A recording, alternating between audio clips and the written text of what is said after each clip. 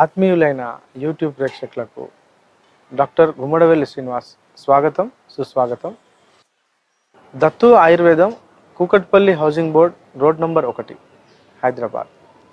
నేను గత కొంతకాలంగా మీ అందరితో మన ఇంటి చుట్టుపక్కల, ఇంటి వెనక, పెరళ్ళల్లో, పొలాలలో, వ్యవసాయ భూములలో ఇలా మనకు ఎక్కడికి వెళ్తే అక్కడ కనబడేటువంటి ప్లాంట్స్ను మీకు పరిచయం చేస్తున్నాను. ఎందుకంటే ఆయుర్వేదము మన జీవన విధానం. మీరు ఏదైనా పండగ తీసుకోండి, వినాయక చవితి తీసుకోండి, దసరా తీసుకోండి, సంక్రాంతి తీసుకోండి, ఇలా మన దైనందిన జీవిత కార్యక్రమాలలో వచ్చేటువంటి ప్రతి ఒక్క ఇన్సిడెంట్కు ప్లాంట్కు మనకు సంబంధం ఉంది. అంటే మొక్కలు లేనిదే మనం లేం. మన ఇంటి పక్కల లేదా చుట్టుపక్కల ఉండేటువంటి మొక్కలను మనము గమనించకుండా, వాటి యొక్క ఇంపార్టెన్స్ మనం తెలుసుకోకుండా అలాగే వదిలేయడం వల్ల కొన్ని వేల రకాలైనటువంటి చెట్లు ఈరోజు నాశనం జరిగేటువంటి పరిస్థితి వచ్చింది. ఒక్కొక్క చెట్టు యొక్క విలువను మీరు తెలుసుకుంటే ఆశ్చర్యపోతారు. ఈరోజు చాలామంది ప్రతి ఇంట్లో వైరల్ జ్వరాలతో, మీకు తెలుసు అంటే డెంగ్యూ లేదా చికెన్ గున్యా, ప్లేట్లెట్స్ తగ్గిపోవడం, ఒళ్ళంతా ఎర్రగా దద్దులు రావడం, రొంప, పడిశము, జలుబు, దగ్గు, జ్వరము, తలనొప్పి, ఒడల నొప్పులు, కీళ్ళన్ని నొప్పులు, లేవలేకుండా నిస్సత్తుగా పడిపోవడం జరుగుతుంది. చాలామంది ప్రతి ఇంటికి ఒకరు ఉన్నారు. ఇప్పుడు ప్రతి ఇంట్లో అందరు ఎఫెక్ట్ అయి ఉన్నారు. రీజన్ ఏంటి అంటే మన శరీరంలో రోగ నిరోధక శక్తి తగ్గడం వల్లనే మనకి ఈ పరిస్థితి వస్తుంది.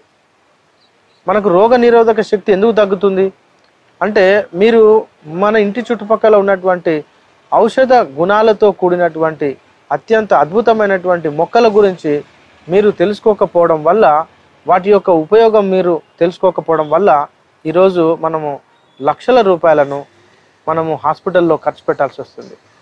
లేదా ఒక్కోసారి ప్రాణాపాయం కూడా సంభవిస్తుంది. దాంతోపాటు మానసికంగా వ్యధ, రోజుల తరబడి హాస్పిటల్ చుట్టూ తిరగడం, తద్వారా మన ఇంట్లో వాళ్ళందరూ మన యొక్క టైంను, వాల్యుబుల్ టైంను కోల్పోయి మనము డబ్బు పరంగా మనము వెనకబడిపోవాల్సి వస్తుంది. కాబట్టి మనము ఇక నుంచి ప్రతి చెట్టు గురించి తెలుసుకుందాం. దాని యొక్క శాస్త్రీయ నామం ఏంటి, లోకల్గా ఏం పేరుతో పిలుస్తారు, గ్రాంధికంగా అంటే సంస్కృతంలో ఏం పేరు పిలుస్తారు, లేదా వేరే ప్రాంతంలో ఏం పేరుతో పిలుస్తారు, అది ఎన్ని రోజులు బ్రతుకుతుంది, ఆ యొక్క చెట్టు నుంచి మనం ఏమి తీసుకోవచ్చు, అంటే ఆ చెట్టు నుంచి దాని యొక్క బెరడు వాడుకోవాలన్నా, కాండం వాడుకోవాలా, ఆకులు వాడుకోవాలన్నా, పూలు వాడుకోవాలన్నా, వేర్లు వాడుకోవాలన్నా, ఫలాలు వాడుకోవాలన్నా, గింజలు వాడుకోవాలన్నా మనం తెలుసుకోవాలి.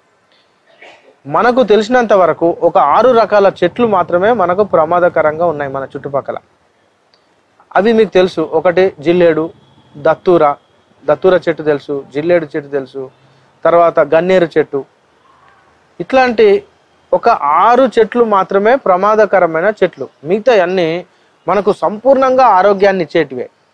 మన ఇంట్లో మనకు రోజువారీ మన కుటుంబ సభ్యులకు వచ్చేటువంటి రోజు జబ్బులన్నిటినీ 100కి 70 నుంచి 80% వరకు మనం హాస్పిటల్కు వెళ్లకుండా తగ్గించుకోవచ్చు. మీరు ఈ విషయాన్ని కనుక గమనిస్తే ఆశ్చర్యపోతారు. ఎందుకంటే ప్రతి ఒక్కరూ వాళ్ళ యొక్క జీవితంలో చాలా వరకు డబ్బులను హాస్పిటల్ ఖర్చులకే ఖర్చు పెట్టాల్సి వస్తుంది. ఎందుకంటే ఇది ఒకటి ఇగ్నోరెన్స్ అంటాం. ఇగ్నోరెన్స్ అంటే తెలుసుకోలేకపోవడం, మన శరీరం యొక్క కాన్ఫిగరేషన్ తెలుసుకోలేకపోవడం, ఆరోగ్య సంబంధమైనటువంటి జాగ్రత్తలు తెలుసుకోలేకపోవడం, ఒక్కోసారి ప్రమాదవశాత్తు మనకు ఏమైనా ప్రాబ్లమ్స్ రావడం. ఇలా మన ఇంట్లో ఎవరైనా ఆరోగ్యపరమైన సమస్యకు వచ్చినప్పుడు హాస్పిటల్కి వెళ్ళి మానసికమైనటువంటి వ్యధ, డబ్బులు ఖర్చు, సమయము వృధా, ప్లస్ వాళ్ళు ఇచ్చేటువంటి మందుల యొక్క సైడ్ ఎఫెక్ట్స్ మనకు బోనస్గా ఉండనే ఉన్నాయి. కాబట్టి మనం వీటన్నిటిని అజ్ఞానంతో లేదా మనం ఇంకా అమాయకంగా బలి కావాల్సిన అవసరం ఉందంటారా? మీరు ఒకసారి ఆలోచించండి. ఎన్నో రకాలైనటువంటి వ్యాధులు మనకు చెప్పే వస్తున్నాయి. ఆ యొక్క లక్షణాలు మన యొక్క బాడీ ఎప్పటికప్పుడు చూపిస్తుంది. ఒకవేళ ఈరోజు జ్వరం వస్తుంది అంటే మనకు తెలిసిపోతుంది. బాడీ వెంటనే చల్లగా కావడం, వెంటనే చెమటలు పట్టడం, తద్వారా వెంటనే వేడి కావడం, కాళ్ళు చేతులు నొప్పులు లేదా ఒడల నొప్పులు, వెంటనే తలనొప్పి, తర్వాత చేతగాకపోవడం, పడుకోవాలనిపించడం, ఈ లక్షణాలు ముందు తెలుస్తుంది కదా. అట్లాగే ప్రతి పరిస్థితికి, ప్రతి ఒక్క వ్యక్తికి శరీరం మీకు చెప్తుంది ఆ యొక్క లక్షణాలను. మీరు సాధారణంగా వచ్చేటువంటి అన్ని రకాల జబ్బులను మన ఇంట్లో చుట్టుపక్కల ఉన్నటువంటి చెట్లను ఉపయోగించుకొని మనం వాడుకొని బయటపడవచ్చు. ఈరోజు నేను మీకు ఒక గొప్పనైనటువంటి ఆధ్యాత్మికంగా ఉన్నతమైనటువంటి ఒక ప్లాంట్ను మీకు పరిచయం చేస్తున్నాను. దీని పేరు రావి చెట్టు. మీకు తెలుసు, ప్రతి ఊర్లో చావడ్లలో లేదా రచ్చబండల దగ్గర లేకుండా గ్రామ కూడలి దగ్గర బస్ స్టాండ్లలో పెడతారు. దీన్ని బనియన్ ట్రీస్ అంటారు. చూడు, బనియన్ ట్రీస్ యొక్క జాతి అంటే రావి, జువ్వి, మేడి, గంగరావి, ఈ 4 రకాల చెట్లు ఒకటే కుటుంబానికి చెందినవి. వీటిని పంచవల్కలాలు అంటారు. అంటే రావి, జువ్వి, మేడి, గంగరావి, అత్తి, ఈ 5 రకాల చెట్లు మనకు పంచవల్కలాలు అంటారు. వల్కలం అంటే బెరడు అని అర్థం. వీటికి ఎంత గొప్ప గుణం ఉంది అంటే, కృష్ణుడు భగవద్గీతలో అన్ని చెట్లలో అశ్వత్థ వృక్షమై ఉన్నాను అని అంటాడు. అంటే భగవంతుడు విష్ణువు అశ్వత్థ వృక్షంలో ఉన్నాను అని చెప్తాడు. అంటే ఇది సాక్షాత్తు శ్రీ మహావిష్ణువుకు ప్రతిరూపం. అందుకే మన యొక్క హిందూ ధార్మిక దేవాలయాలలో ఈ యొక్క రావి చెట్టును ప్రతిష్ఠిస్తారు. ప్రతిష్ఠించి దాని చుట్టూ ప్రదక్షిణ చేయమని చెప్తారు పెద్దలు. ఎందుకు ప్రదక్షిణ చేయమంటారంటే, ఎవరైనా సంతానవతులు కావట్లేదు, ఆడవాళ్ళు, మగవాళ్లకు సంతానము చెందించేటువంటి శక్తి లేదు, అటువంటి వాళ్ళు ఈ యొక్క రావి చెట్టు చుట్టూ ఒక 100 సార్లు కనుక ప్రదక్షిణ చేస్తే, ఆ ప్రదక్షిణ చేసినప్పుడు దీని యొక్క ఆరా అంటారు. అంటే ఈ చెట్టు యొక్క నీడ నుంచి వచ్చేటువంటి స్మెల్ మనకు ట్రీట్మెంట్ జరుగుతుంది. అప్పుడు మన శరీరంలో ఉన్నటువంటి హార్మోన్స్ ఉత్తేజితం చెంది మనకు సంతాన భాగ్యం జరగడానికి అవకాశం ఉంది.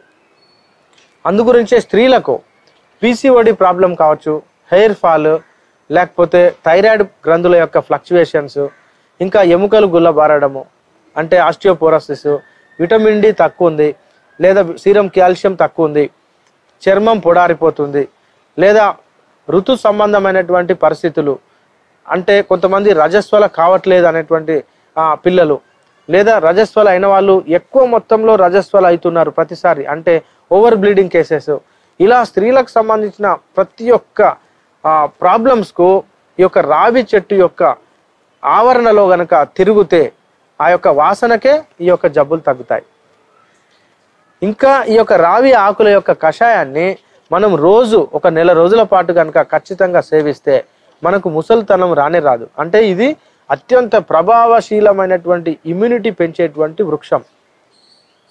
ఇంకా రావి చెట్టు యొక్క పండ్లను సేకరించి ఆ పండ్లను మీరు ఎండబెట్టుకొని పౌడర్ చేసుకోవచ్చు, లేదా పచ్చి పండ్లను తీసుకొని దంచి పాలలో వేసుకొని కాచి రోజు తాగితే ఇంద్రియ పుష్టి అంటారు.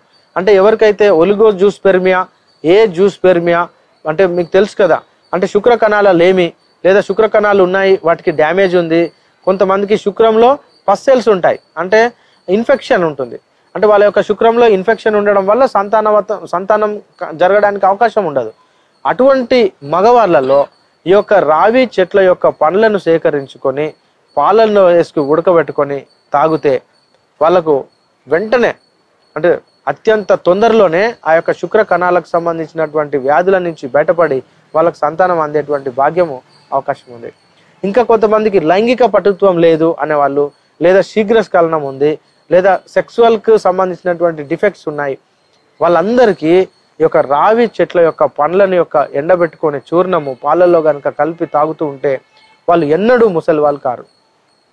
ఇలా ఆడవాళ్ళు అయితే పీసీఓడి ప్రాబ్లం ఉంది, హార్మోనల్ ఇంబ్యాలెన్స్ ఉంది, లేదా గుడ్డు రిలీజ్ కావట్లేదు అంటారు పీసీఓడి ప్రాబ్లంలో, అంటే అండాశయంలో నీటి బుడగలు ఉన్నాయి అని అంటారు. అట్లాంటి కేసులకు ఈ యొక్క రావి చెట్టు యొక్క పండ్ల యొక్క పొడి చూర్ణము 1 గ్లాసు పాలతో నిత్యం ఉదయమే కనుక సేవిస్తే వాళ్ళకు సంతానం కావడానికి అవకాశం ఉంది. ఇది కాకుండా ఈ యొక్క చెట్టు కషాయ రసంతో ఉంటుంది అనమాట. అంటే రక్తం ఎక్కడైతే బ్లీడింగ్ జరుగుతుంది, ముక్కులో నుంచి బ్లీడింగ్ జరుగుతుంది, వేడి, కొంతమందికి ఎపిస్టాక్సిస్ అంటారు, అంటే ముక్కు నుంచి జల జల జల జల రక్తం కారుతుంది, సడన్గా నొప్పి ఉండదు, ఎటువంటి ఇబ్బంది ఉండదు, అట్లాంటి వాళ్ళు లేదా డ్యూయోడినల్ అల్సర్స్, పెప్టిక్ అల్సర్స్, లేదా ఇక్కడ ఆసనం నుంచి రక్తంతో పాటు మలం విసర్జించే రావడం అంటే హిమరేజిక్ పైల్స్ అంటే రక్తార్షస్సు అంటారు. ఇటువంటి రక్తము బ్లీడింగ్ అయ్యేటువంటి వాళ్ళకు రావి ఆకు యొక్క బెరడును ఎండబెట్టుకొని పౌడర్ చేసుకొని ఉదయం 5 గ్రాములు, సాయంత్రం 5 గ్రాములు మజ్జిగతో కనుక కలిపి సేవిస్తే వెంటనే త్వరలోనే మీకు ఈ యొక్క బ్లీడింగ్ కంట్రోల్ కావడానికి అవకాశం ఉంది. కాబట్టి దయచేసి రావి చెట్టును మనం తక్కువ అంచనా వేయద్దు.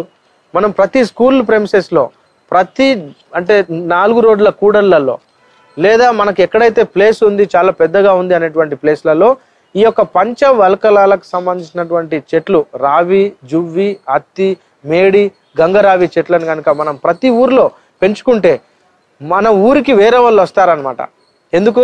మీ ఊర్లో పలానా చెట్టు ఉందట, మేము ఆ చెట్టును తీసుకుపోవడానికి. రానున్న రోజులలో మనం ఈ అల్లోపతికి సంబంధించినటువంటి మందుల యొక్క దుష్పరిణామాల నుంచి మనం బయటపడాలి. మీ అందరికీ తెలుసు అది సైడ్ ఎఫెక్ట్స్కు సంబంధించినటువంటి వైద్యము.